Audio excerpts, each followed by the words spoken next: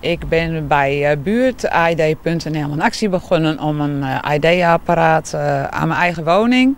Zodat het Voegelon een eigen AED-apparaat hier heeft om nog sneller ter plaatse te kunnen zijn, mocht er hier iets zich voordoen. Het is voor iedereen aan de orde. Morgen kunnen we het allemaal zijn waar het bij gebeurt. Of je vader, moeder, oom en tante, broer of zus. Je staat er niet zo bij stil, maar het kan zomaar. Dus zo sneller de hulp is, hoe beter.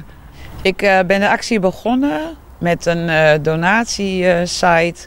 Ik heb daarna wijkraad Voegelon benaderd en daarna hebben we acties opgezet met collectebussen op verschillende locaties.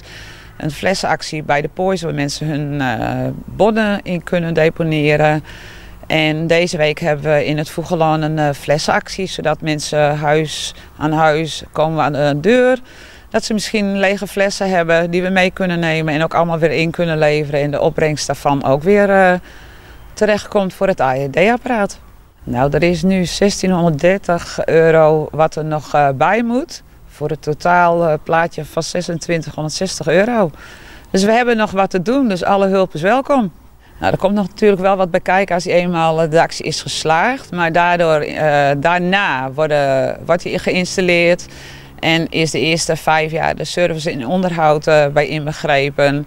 Maar er moet ook nog even stroom aangelegd worden aan de buitenkant van de woning. Want zo'n kast moet natuurlijk verlicht worden, een bepaalde temperatuur houden. Maar dat is zorg voor later. We gaan er eerst voor dat hij er komt.